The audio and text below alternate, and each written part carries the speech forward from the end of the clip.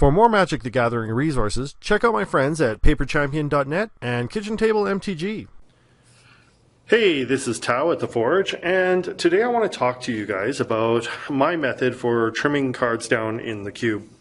So the problem with our initial set of cards is there's just frankly too many of them, right? And there could be better or worse ones, but whatever you've chosen, there's just too many.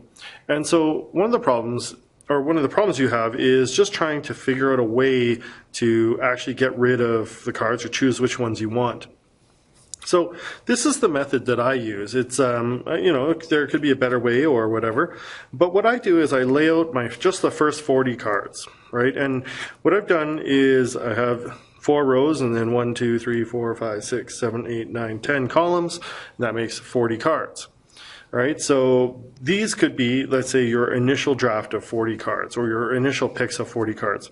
And what you may notice, well, it might be hard for you to see, but I have split them kind of like here. These ones are all creatures, all right? And then these ones are all spells, like instants and sorceries or whatever. Most of them are removal for red because that's just how red goes, right? But nonetheless, what I'm going to do is I'm going to then look at the remaining cards. So you can see I've got like a ton of remaining cards here, right? There's actually quite a few. And what I do is I go one by one and I take a look and see which one I would replace or if I would just not keep it, right? So for instance, let's say we have this guy here, an Ember Hauler. All right, so Ember Hauler is a 2/2 for 2, which is on curve, but it's for 2 red, not 1 in a red. And then it has pay 1, sacrifice Ember Hauler. Ember Hauler does 2 damage to target creature or player. And so what I would do is I would look around here and see, is there a card that I'd rather have Ember Hauler than that card?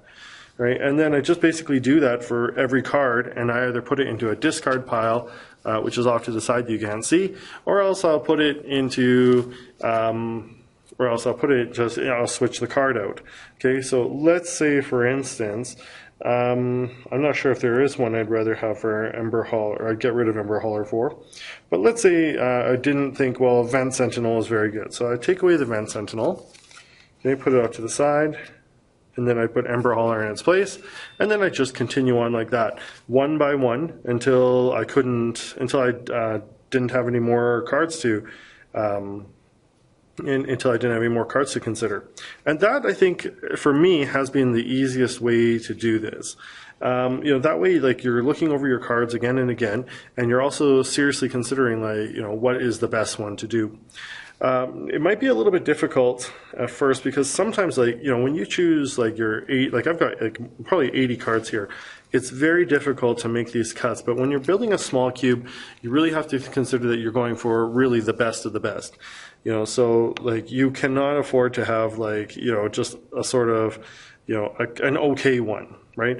It's also important to consider that, I've mentioned this before, that we're playing, probably a 4-player multiplayer match. So some cards that might be good in 1-on-1 might not be so good in 4-on-4. Right. And remember that we're also playing a singleton format. So like, for instance, Lightning Bolt, which we'll certainly keep, is going to be good. But is it great, for instance, in 4-on-4? I don't know, especially when you're going to only have one of them. Probably is, okay, but other cards may not be because you usually deal with them like in multiples. So anyways, that's what I'm going to do here, and I might get back to you. I'm not going to make you watch as I ponder over every single card. But anyways, I'll get back to you guys at the end, and I'll show you what I have, or I'll at least post it into cubetutor.com.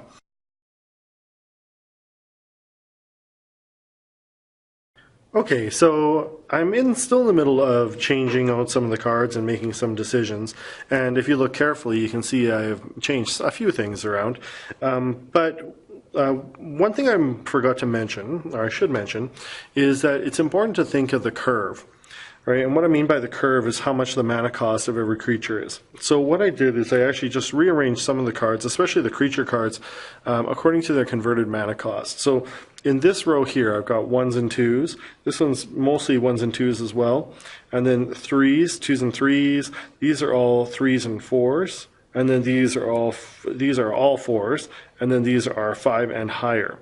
Now, when we're playing, it's important to remember that this cube is probably going to be a little bit slower.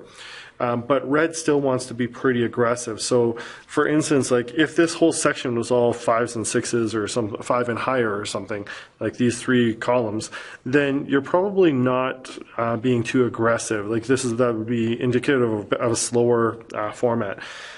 Typically, for this sort of format, you want everything to be like most of your cards between 3s and 4s. Okay, so there's my 3s here and my 4s here. So 3 columns for 3s and 4s, 1 column for big bombs, and the other 2 columns for basically just fast, aggressive creatures. So we have potential to get fast creatures and be aggressive out. We also can play a longer game with the 3s and 4s. And it's important to not take vanilla creatures and also give your player chances to spend mana. So for instance, like Young Pyro, even though he's a 2 mana creature, really fits well because every time you cast one of these sorceries or instants, he creates an elemental. So that's a very, very strong card. Another great one is Mad Prophet that I like because Mad Prophet, even though he's a 2/2 for 4, allows you to constantly cycle your cards. So you can tap him and discard a card and then draw a card, which gives you like your red player a chance to get rid of like cards that just aren't working for them or aren't really good.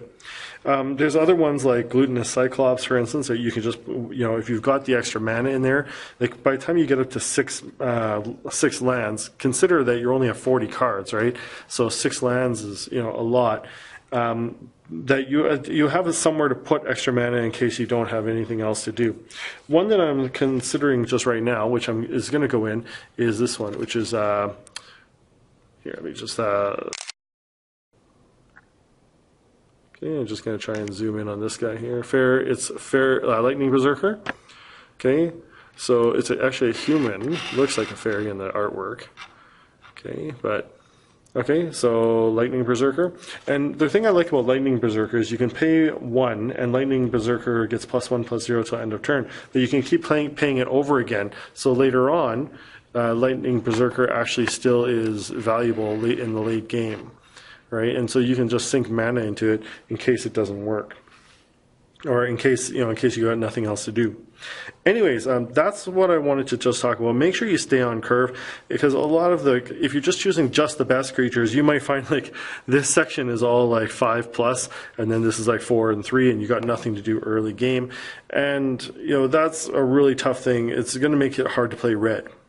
Anyways, that's what I'm doing, and I'll just continue on.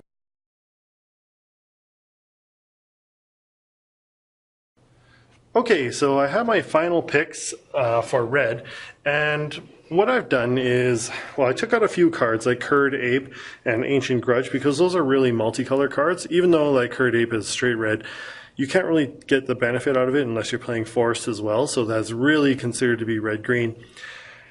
Overall, I tried to consider the curve as best I could, and I wanted to balance out like utility, okay, with board wiping and stuff like that. So over here I have some basic utilities, like just these 4 cards, which is a Cathartic Reunion for a little bit of card draw, Shatter for artifact destruction, and then Goblin Rally and Dragon Fodder for token generation.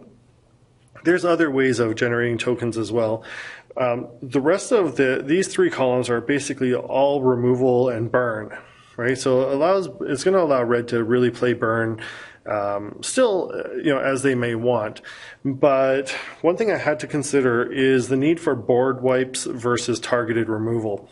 Now, the thing with board wipes, okay, so something like Pyroclasm. Pyroclasm deals 2 damage to each creature.